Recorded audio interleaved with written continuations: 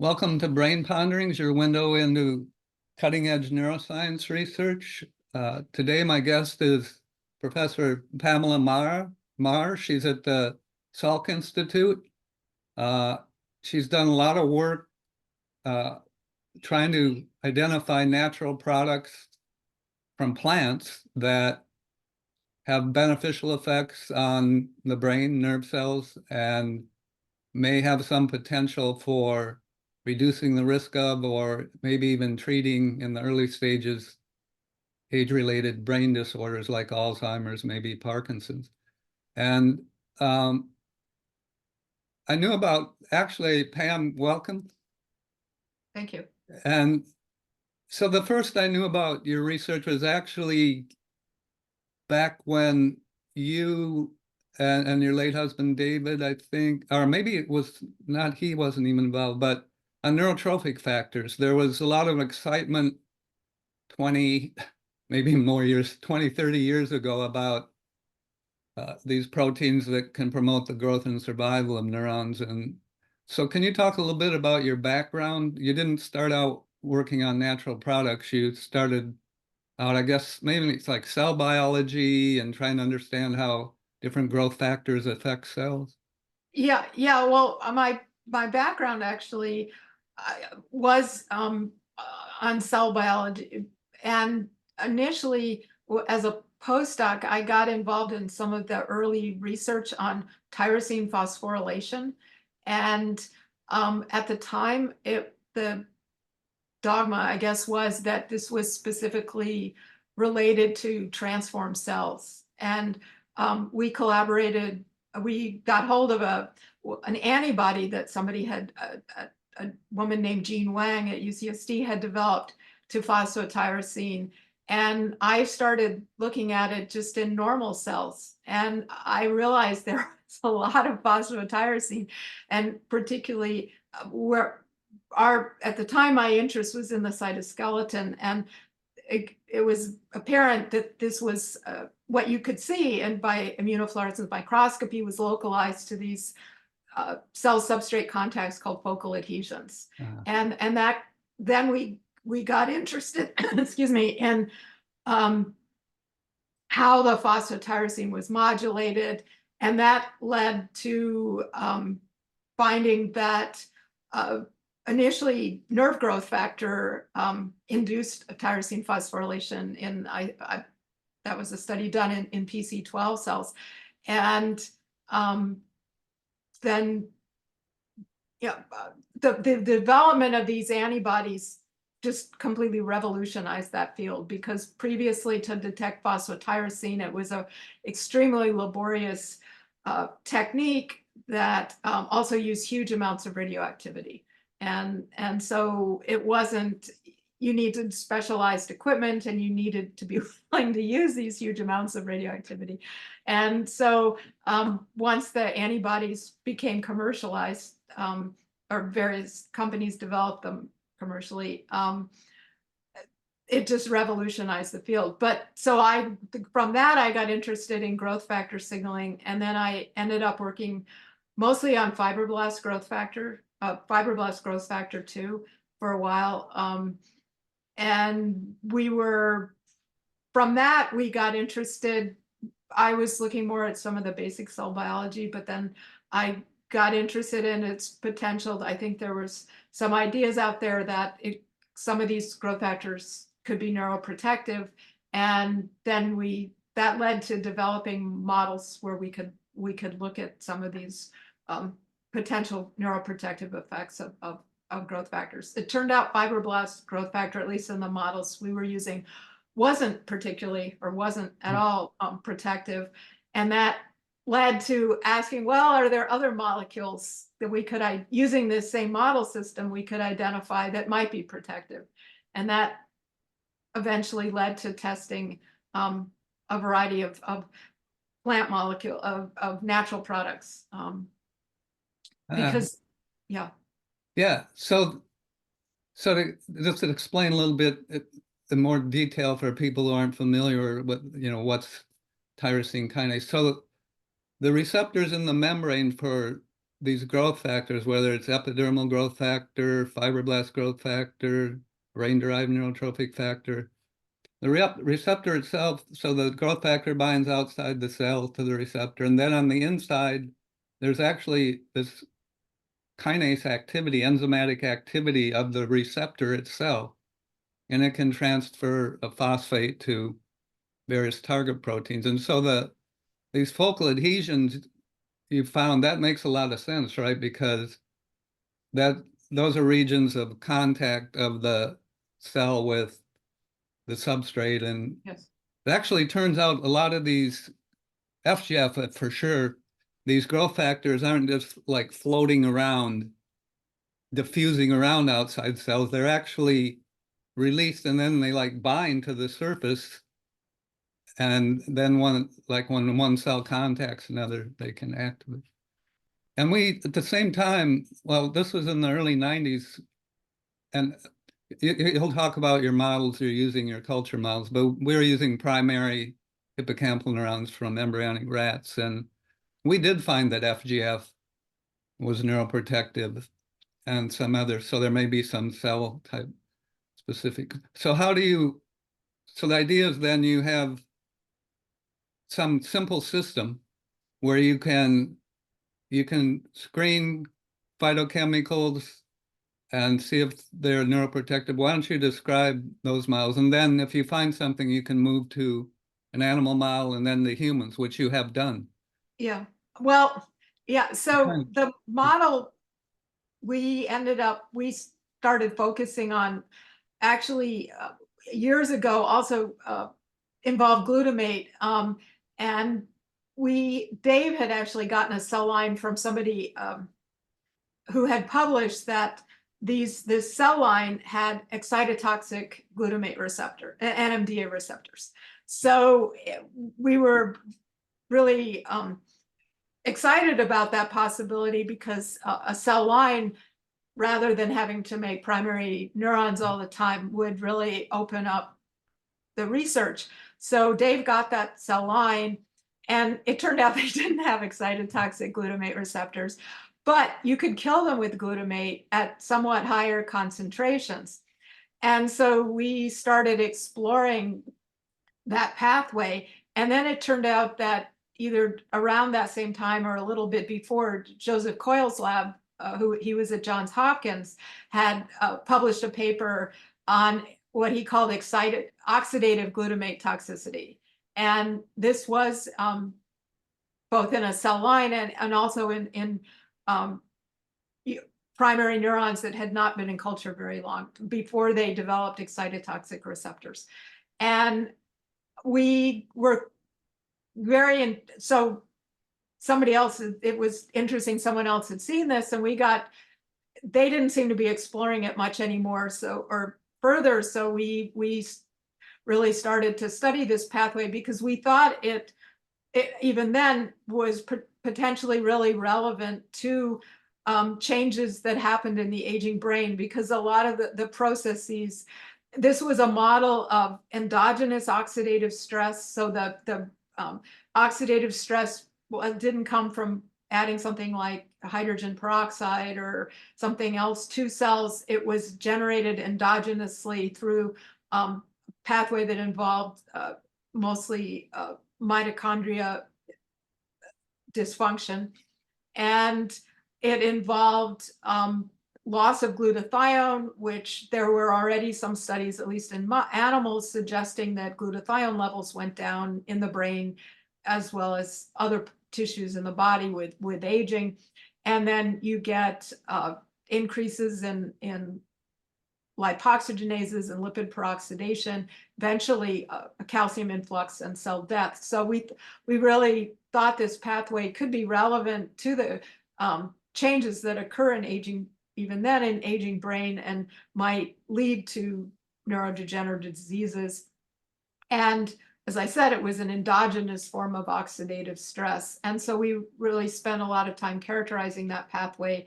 And the other nice thing, interesting thing about it is it's stepwise. So you can intervene at various steps and still block the ultimate demise of the cell. So that opened up, we thought, a variety of avenues for potentially for intervention.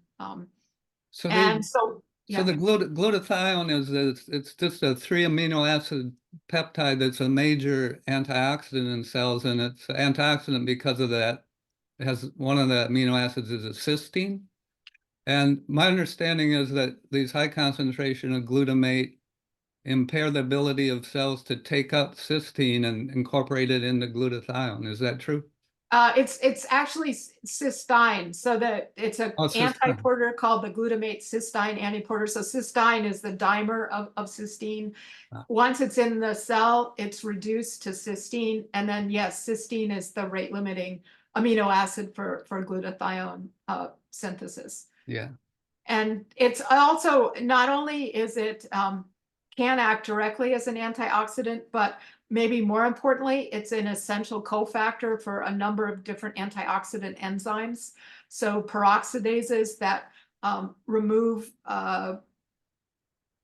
both things like hydrogen peroxide, but I think the most relevant one to this pathway is glutathione peroxidase 4, which is believe one of the only enzymes that's able to remove lipid peroxides from membranes. It converts them to lipid alcohols.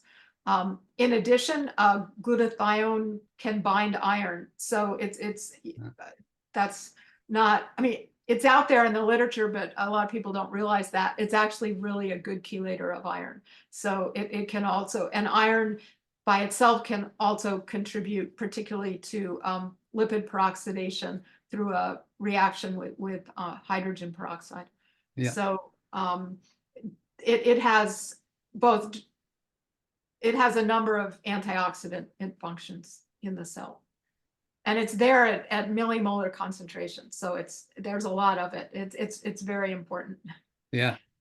And then what can you talk about, I guess one of the earlier phytochemicals you started working on and kept working on, Fisetin? Yes.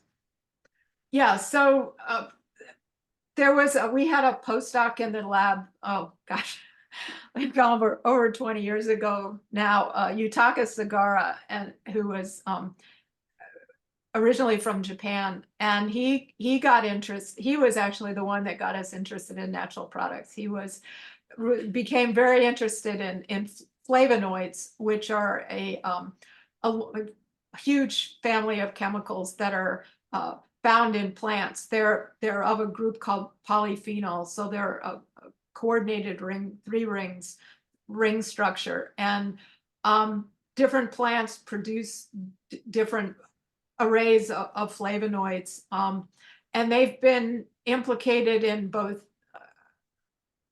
protective effects in plants against pathogens, against as a UV, protecting against sunlight.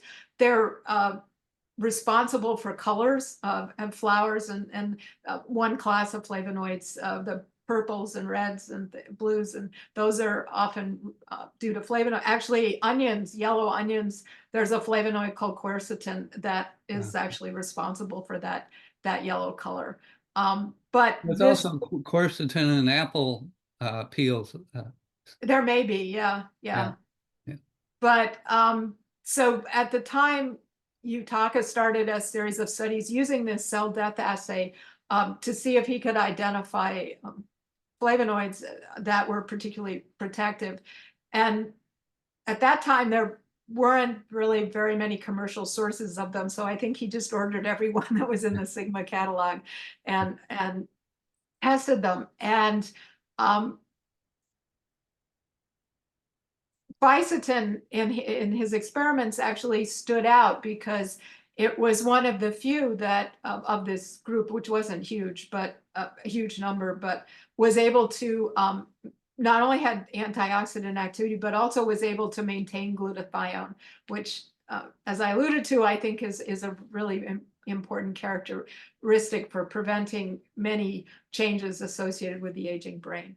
And so he he was in the lab for a few years and did a number of other studies, but I got interested in pursuing Fisetin. And one of the things somebody I was talking to about it, and they said, well, what else can it do? You know, that's kind of interesting. And that led to, I think, one of the early studies that I published with Fisetin in PC12 cells, where it induced differentiation. So it had looked morphologically and biochemically similar to having treated them with nerve growth factor.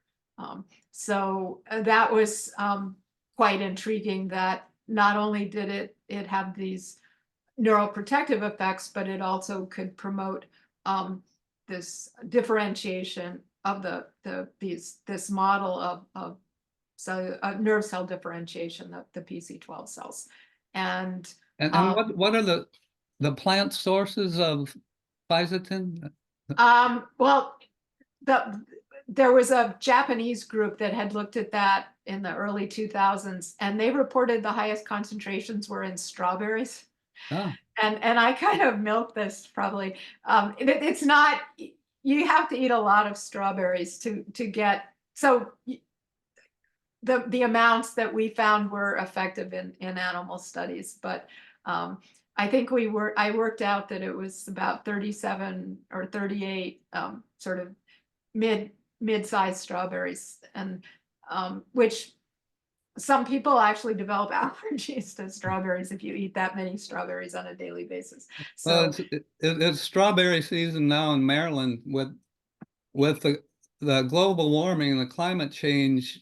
Like I planted some of my garden the last week in March, which 10 years ago I would never do that, and so the garden's just going, everything's going, and yeah, but pick your own strawberries. There's multiple okay. places you can go. Yeah. So maybe we'll load up on some Fisetin. Well, the other aspect is that I believe and this hasn't really been adequately explored, but culture conditions probably affect, you know, the levels.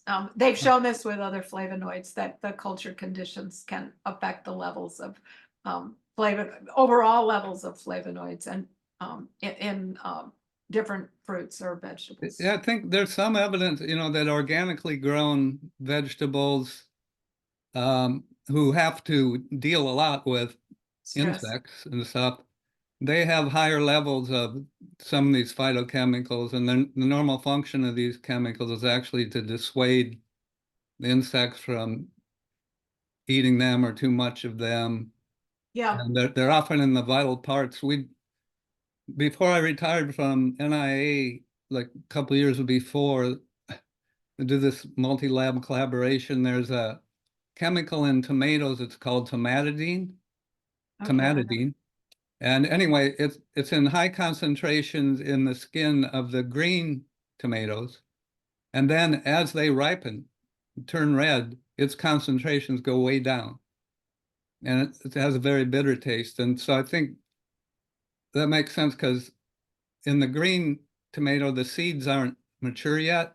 Yes. And it's much more important that that's survive. Then when they get ripe, it's okay if they're eaten by animals, because they can poop out the seeds and then Right. they propagate. So there's all this evolutionary basis, which is actually, it's related to this in general, and kind of the thinking on why these chemicals, we co-evolved with these, and in other animals co-evolved, and so it kind of makes sense that our cells would be able to generate some specific responses to them.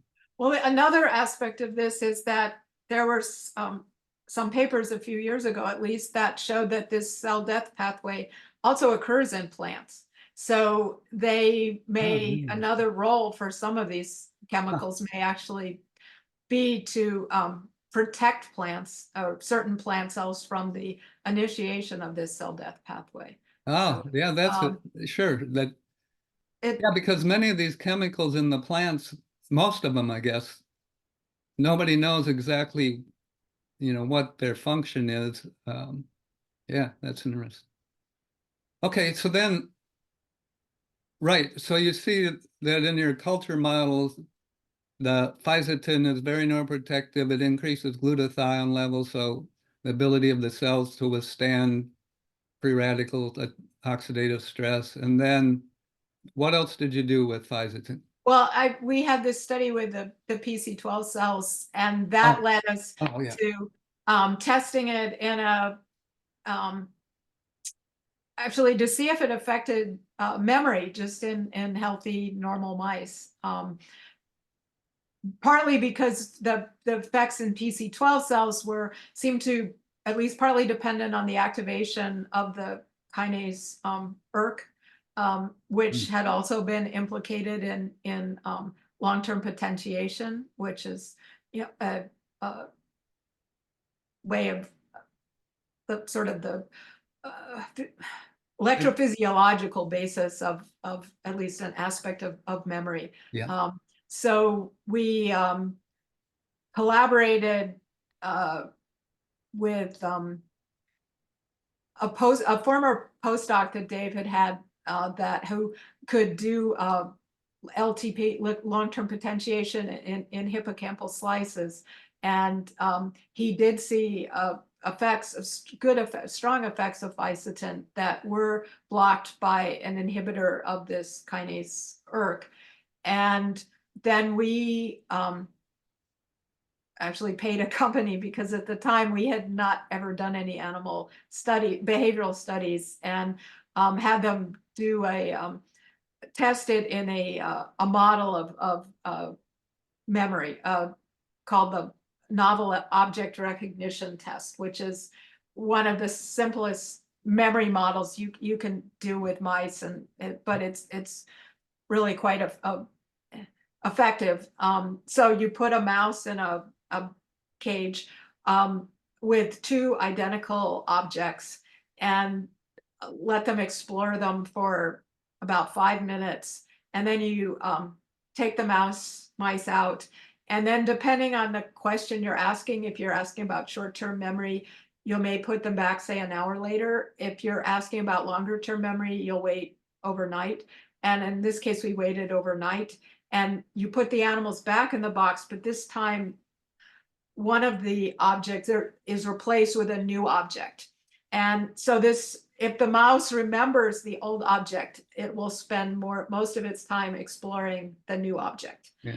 And so these are recorded, and then you can calculate the amount of time they spend with each object, as well as other parameters. And so we saw a dose-dependent effect of Fisetin in enhancing memory in these mice. So together that made a really nice story, and I believe was like the first time. A lot of other groups have done this with different flavonoids now, but I think it was about the first time somebody had shown one of these compounds could actually improve memory. And so then that led us to more asking about memory diseases where memory is impaired, such as Alzheimer's disease. And so we pursued Fisetin in studies with AD mice, as well as at one point we were collaborating with somebody who worked on stroke, ischemic stroke, and we actually collaborated with two different groups, and they also saw in completely different models beneficial effects of Fisetin in the context of ischemic stroke. And yeah. Now, one of the mechanisms whereby Fisetin may affect cells, my understanding, is by inhibiting an enzyme called fatty acid synthase. Well, that's actually the derivative of Fisetin. Yeah. Oh, it is. Yeah. Okay, Fisetin itself may have some effects on fatty acid synthase. We focused more. Fisetin has quite strong anti-inflammatory effects, and so I believe that's one of its major modes of action. There's also been a big interest. So Fisetin was identified by a completely different group James Kirkland's lab at, I think he's at the Mayo Clinic. Yeah.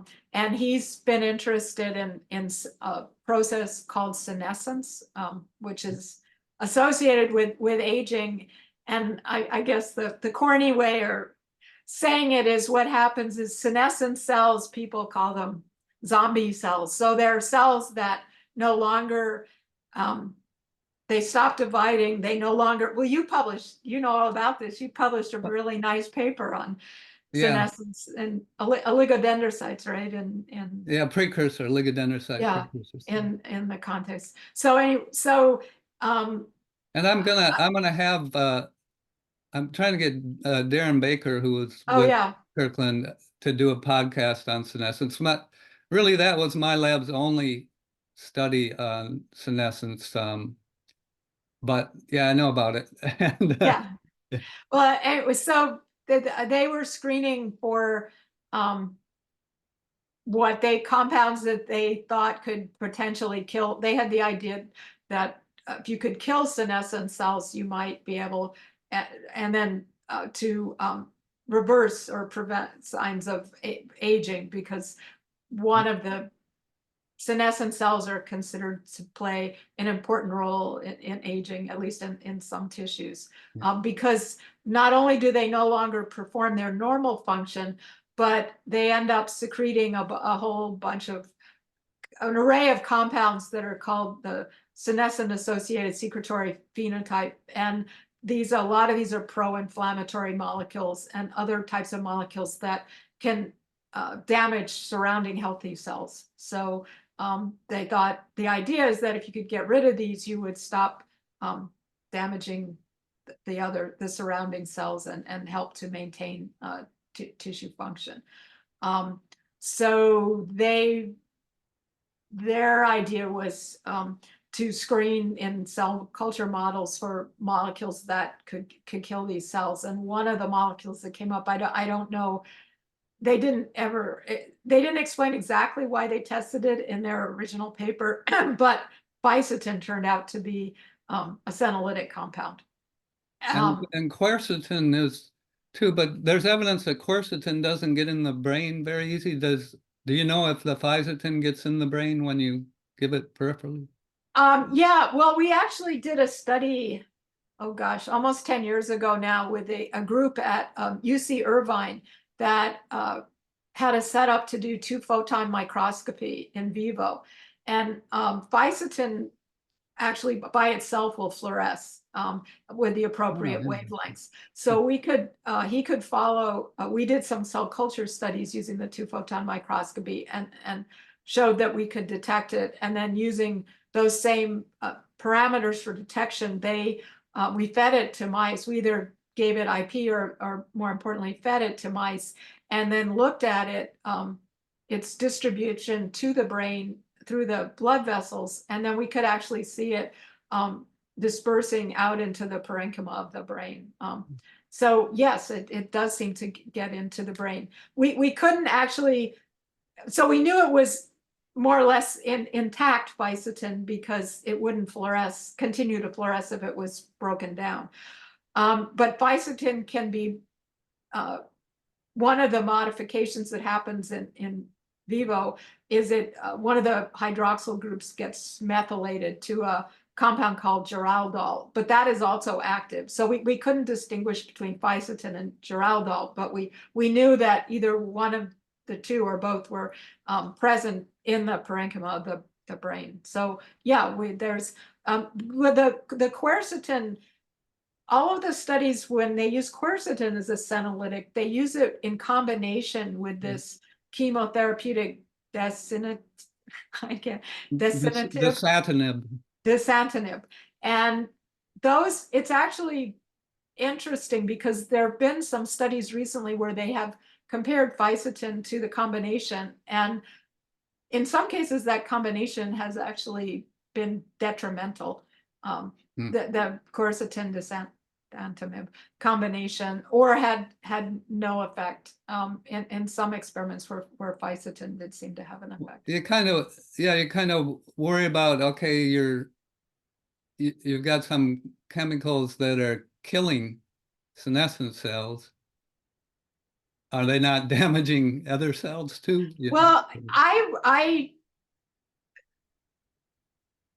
mean, the data for the killing of the senescent cells, I don't know how good it is that they're actually dead. I mean, because there's this alternative idea of xenomorphic compounds that So would it reduces the inflammatory effect of right, but the, maybe not. I mean, to me, that actually would be better. That, as you just point, that you wouldn't necessarily kill a bunch of cells, but you could. And as I said, Fisetin has really strong anti-inflammatory effects on other cells, like immune cells that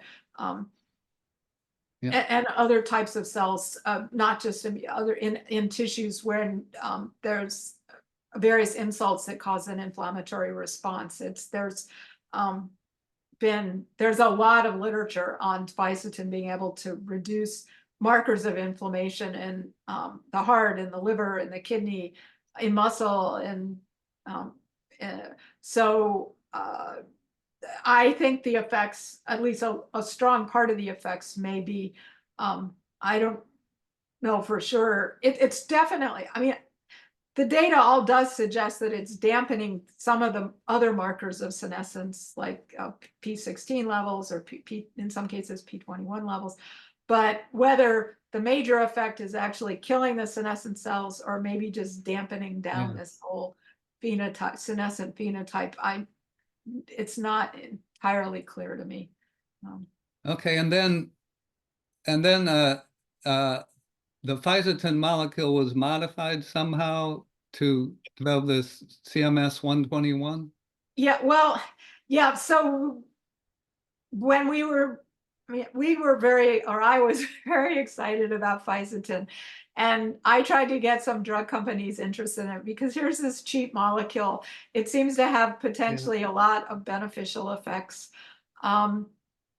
There's all of these health problems are, well, at the time it was the Alzheimer's and potentially other neurodegenerative diseases. These are all increasing with an aging population. Don't you want to consider developing something that is cheap? It could be readily available to And their millions first of response people. was, how are we going to make money?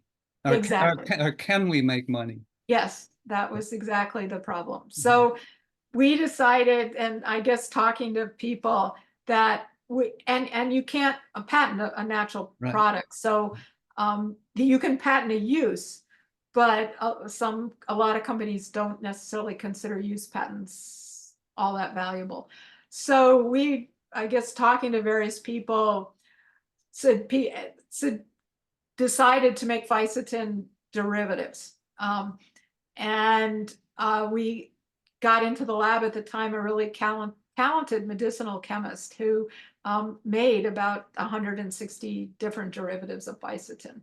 So also medicinal chemists in general hate flavonoids because they're sticky.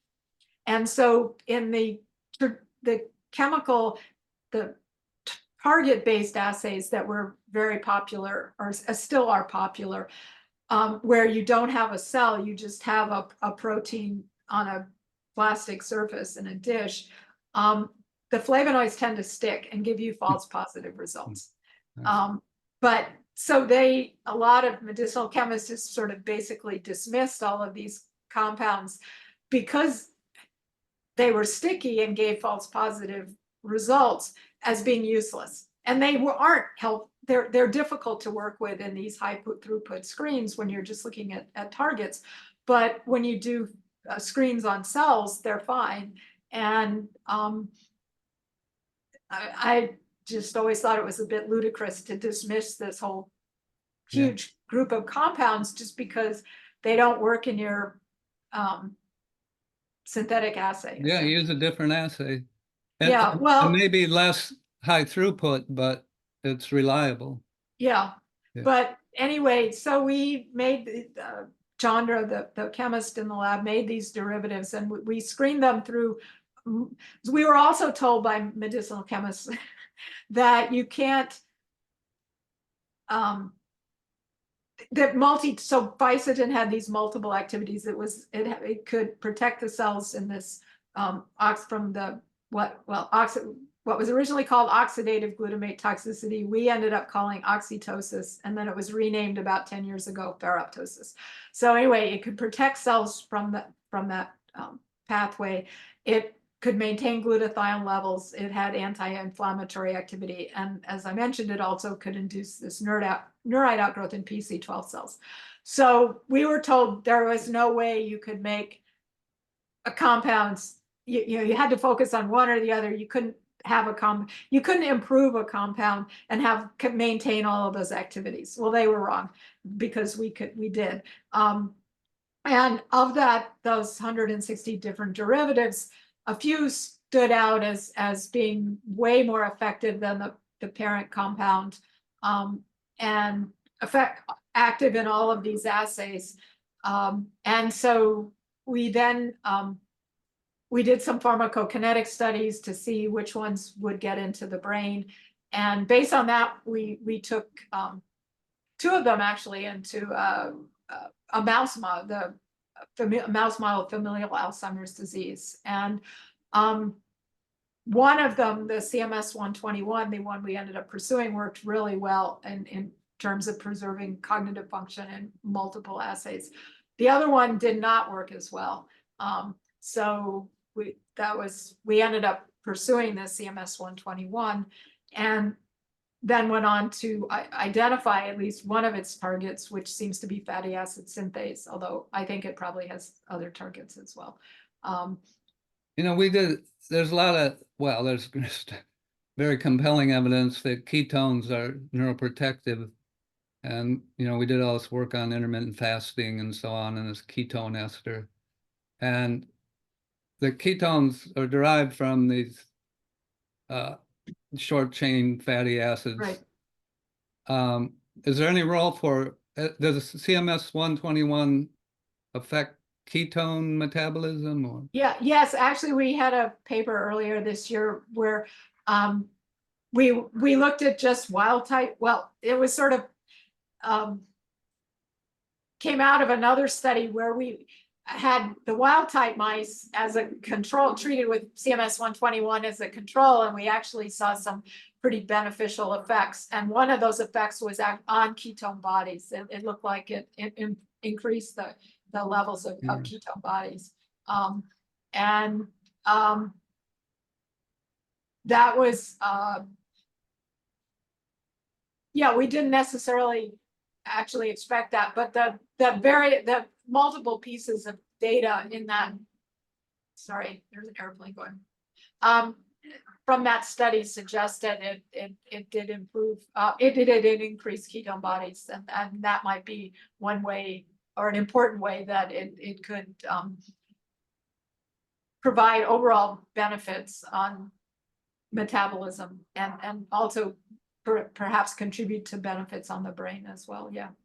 And my understanding, there has been at least one phase 1 trial of. To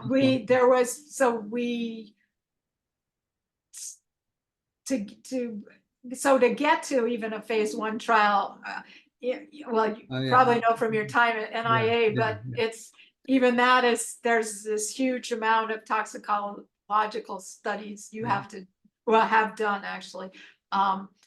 And so I'm amazed we actually were able, we had a contract research organization do those, but to get the funding for that and then do them, and then the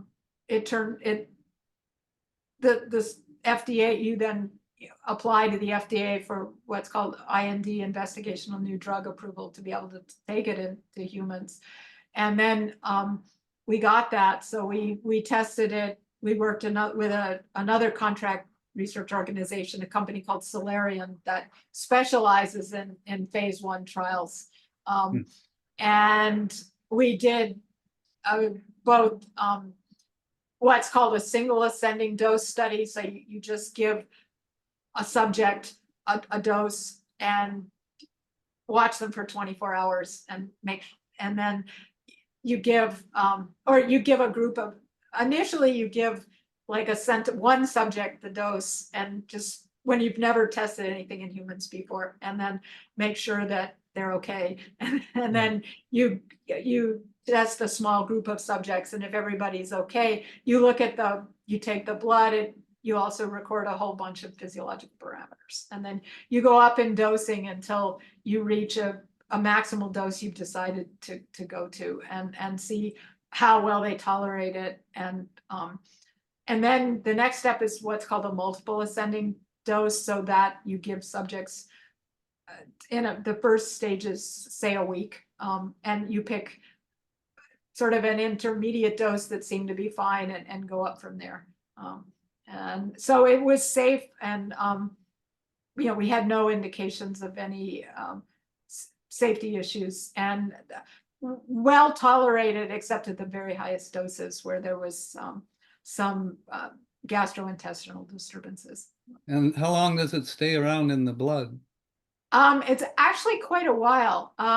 So the half-life was about 8 or 10 hours, I believe. Yeah. So it's very amenable to, say, daily dosing. The one thing, we'd had one very small cohort of, so these were young, healthy adults, which is how you usually start a clinical trial for something that isn't for, say, cancer or a really rare disease, where sometimes they go directly in, like with ALS, they often go pretty quickly into ALS patients. But we had this one small group of older subjects, which is the target population. And there, the pharmacokinetics were a little bit different. So we're actually trying to get some funding to do a longer, just up 28 days in older subjects with multiple doses, because we think we before we expand to a larger number of subjects to actually test for efficacy, we need to know a little. We think we need to know more about the pharmacokinetics in the target population. Now, so the Salk has the patent on this, and Yes. so at NIA, for example, Nigel Gregg, who was under me, he, together with Josephine Egan, whose diabetes branch, developed the first actually GLP-1 analog called Exenin 4 or Exenatide, which is used to treat diabetes. And you hear the word Ozempic a lot, but that's just a brand name, and it's just somehow this one company that produces that got all the press, but there's multiple. But anyway, so yeah, so the NIH, so we can't make any money, the scientists at NIH, but we can license the patent to a company, outside company, who will then take it from there. And that's what happened with the GLP-1 analogs. And so we'll try to license to a bigger pharma company, so that then, because the funding's always going to be an issue for a clinical trial. Yeah. Actually, so it's a little complicated. So there was a point at Salk. So Salk has the patent, but I actually have the license, because they were going to just abandon it. And oh, really? Okay. We had a director of our tech transfer office for a while who was, I'm not quite sure why, but was very antagonistic and just didn't like our work. And she wanted to abandon the whole project. And so Dave and I licensed the CMS 121 from Salk. We have not licensed it yet to a company, partly because Dave had a compound that was based on curcumin called J147 that he worked on, and we're still doing some research on. And he licensed that to a small company, and it's just been in limbo. He lost control of it, and it's just, I think there are still potentials for CMS1, I mean, for J147, but it's just kind of disappeared into this company, and we've never, Huh, it yeah. can't try get straight information about what their plans are, if any, to pursue it. And as you know, patents have a limited lifespan, and I think J147 may be getting towards the end of that too. So that's a problem as well. Okay, But can yeah, you shift and talk about I guess I'd like to cover at least two other phytochemicals. One is from this Yerba Santa, the holy plant. yes, yeah, Can you talk about that? yeah. Well, about 5-6 years ago now. So we've always been interested in trying to identify additional natural products that might be have beneficial properties as well. And so again, so as I said, 5 or 6 years ago, we screened, there was a company, I don't know if it still exists, that was selling at a very reasonable price a library of, I think it was 400 extracts from plants that had been reported in the literature to have medicinal properties. And so we got this library and screened them initially for protection again in this against this oxidative glutamate toxicity. And one of the best extracts turned out to be from this plant that's native to California, which the scientific name is, well, this was Eriodictyon californicum. The Eriodictyon, there is a genus of, I think there's not about 9 species, and a number of them were used historically by indigenous tribes in California for treating a variety of indications, a lot of respiratory problems, also headaches and fever.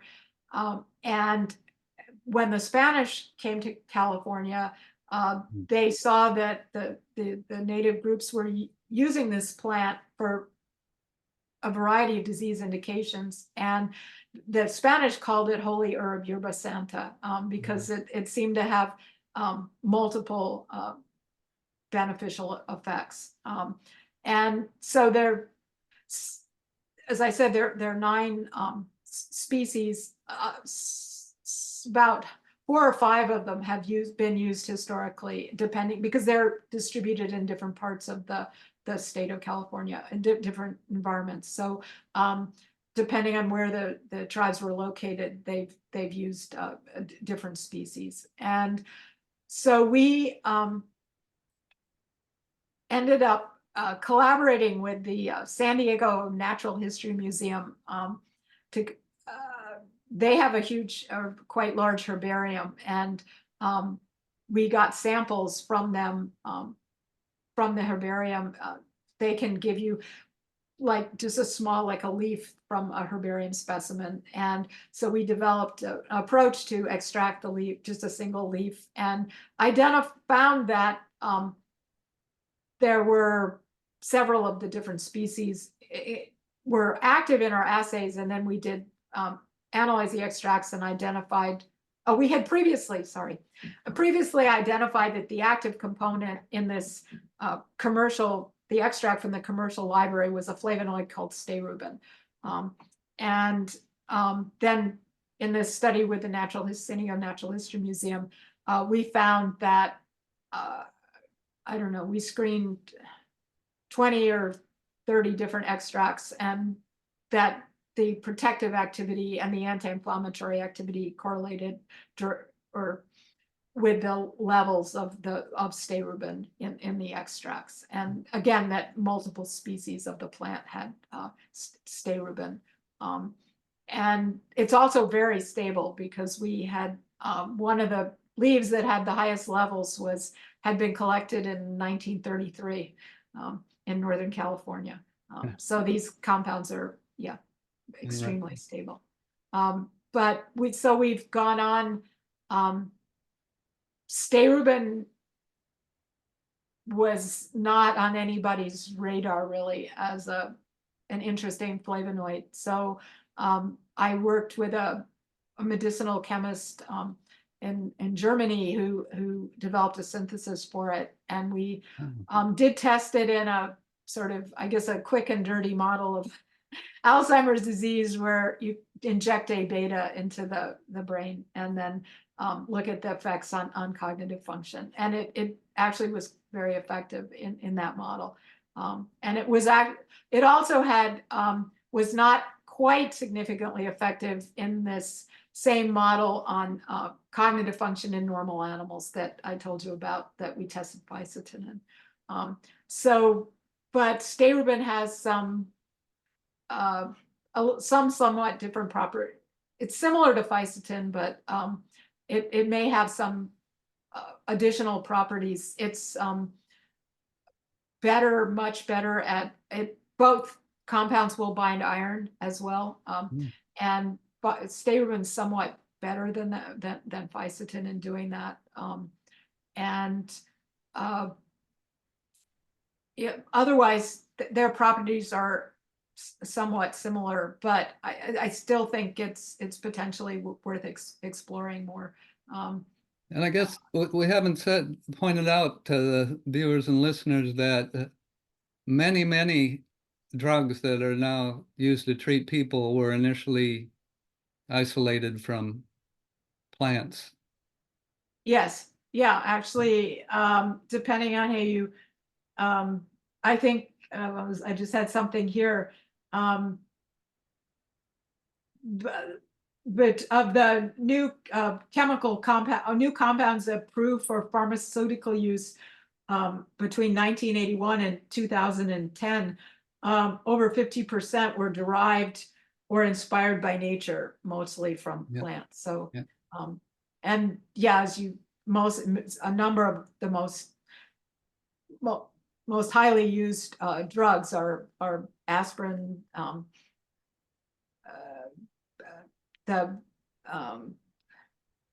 some of the cancer drugs, Taxol. A lot of drugs that affect the nervous system too, cholinergic agents and so on. Yeah. And okay, so the indigenous, kind of what I guess modern medicine calls alternative medicine. A lot of things, obviously the latest thing that's really a lot of research around and interest in society is the psychedelics, right? And of course, they all have a rich, ancient history in indigenous people. Right, so there's good epidemiological evidence that individuals who eat a lot of vegetables and fruits, over time tend to age better and be less prone to chronic diseases of aging. And these fruits and vegetables have multiple chemicals in them. And so I guess one simple question is it better to, just for now, I think people should just eat vegetables and fruits, and because of a lot of polyphenols in these and flavonoids and so on. Yeah, you're right that you can, if you do eat a lot of fruits and vegetables, that's probably could provide a sufficient level of a variety of these compounds that have they have independent individual effects, but together, and also overlapping effects. So the problem is a lot of people don't eat sufficient quantities. And the other problem is that some of these flavonoids, for instance, like Fisetin, are at pretty low levels in fruits and vegetables. So you'd actually have to eat quite a lot to. Yeah, I'm concerned these GLP-1 agonists now,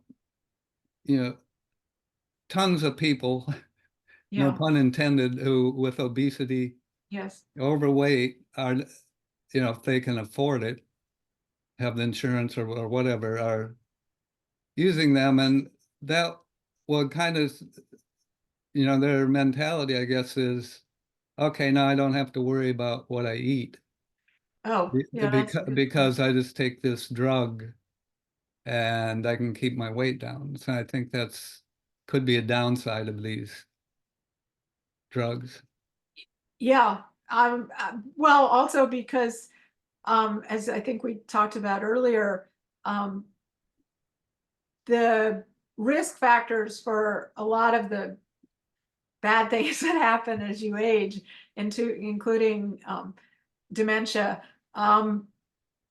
are need to, there's more and more evidence that those risk factors actually occur in midlife. And so you can't just worry about it when you feel like your memory's going later on. You actually need to start thinking about maintaining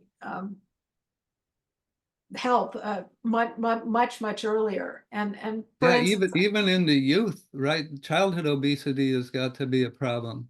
yeah, well, diabetes is as you probably know, is a risk factor for dementia and Alzheimer's disease. And recent studies suggest, so that's, some studies have shown more of a risk, less of a risk, but some recent studies when they've looked at how long people have had diabetes, that's what is really correlated with the risk of a much increased risk of developing dementia. So, and in those studies, they still tended to look at people who developed type 2 diabetes, say in 30s or 40s. I don't think anybody's, well, they may not have the population to do this yet, but who've had diabetes, type 2 diabetes, particularly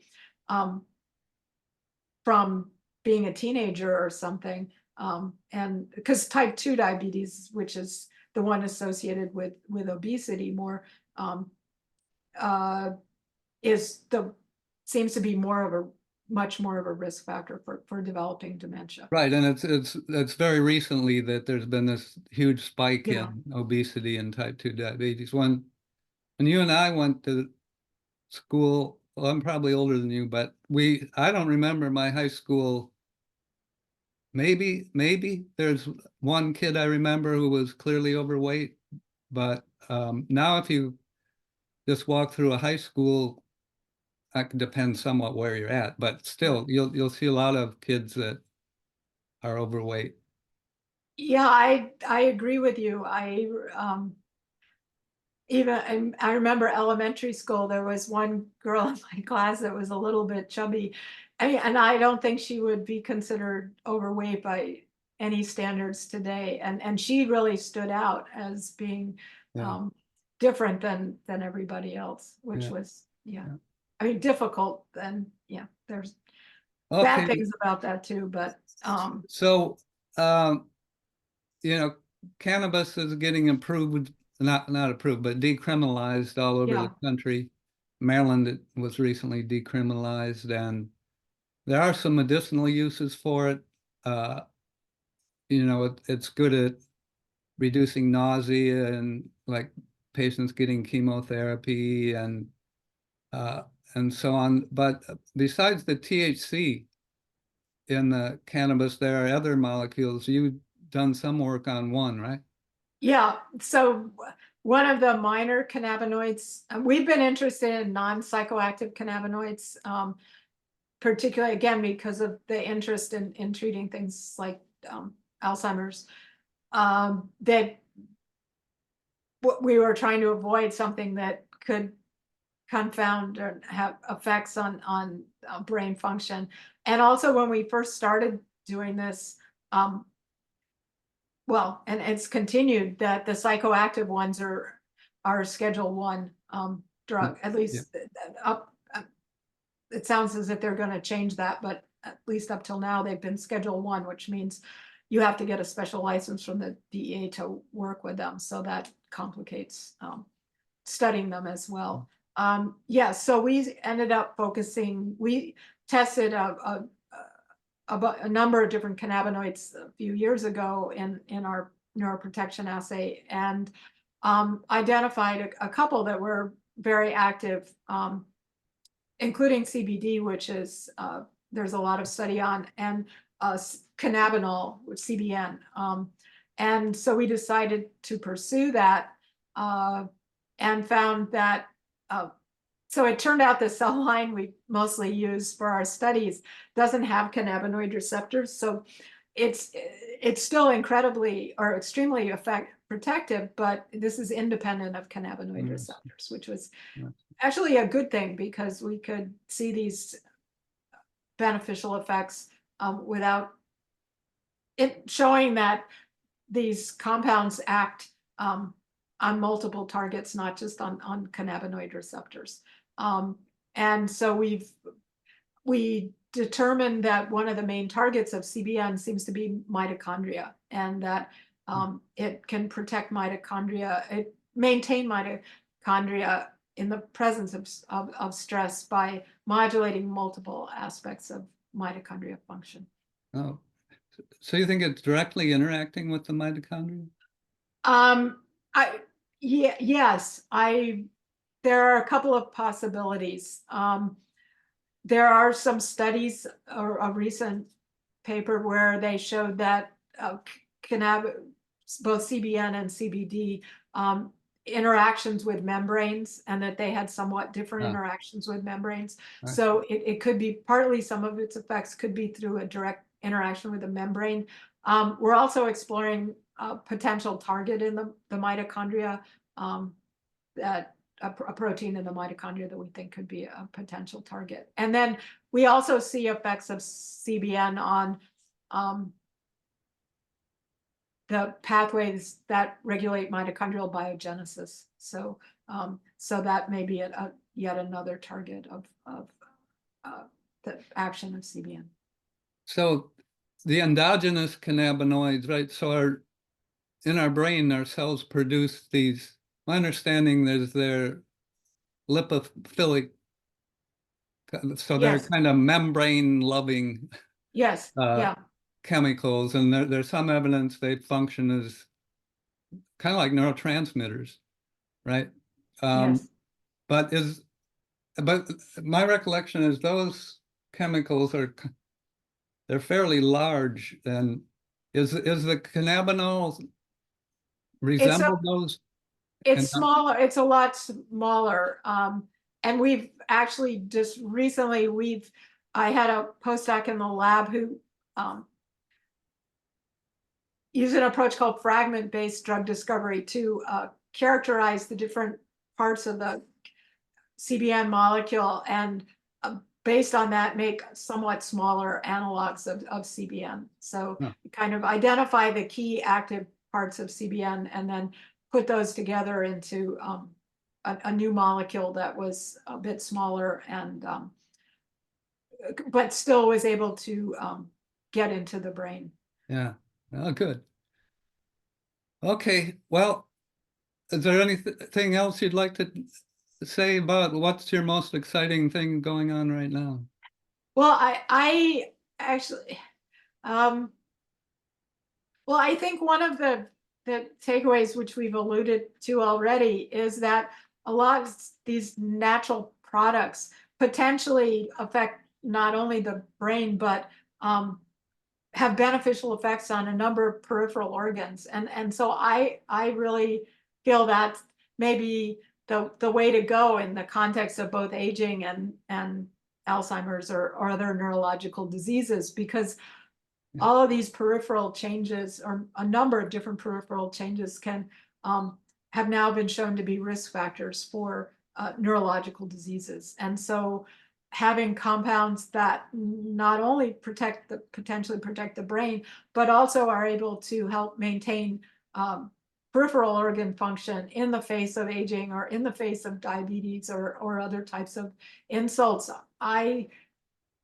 think is going to be a really important direction for drug development. And pharmaceutical companies probably won't agree with me, but this would also eliminate, or could reduce at least, this problem of people, what's called polypharmacy, Yeah. where people are taking 5 or more different drugs and their potential interaction for treating each of the different tissues that aren't functioning quite right separately. And so if you have one compound that could sort of dampen these changes in multiple tissues, I think you would reduce the development of or reduce this polypharmacy problem, which would also help provide health benefits on its own as well.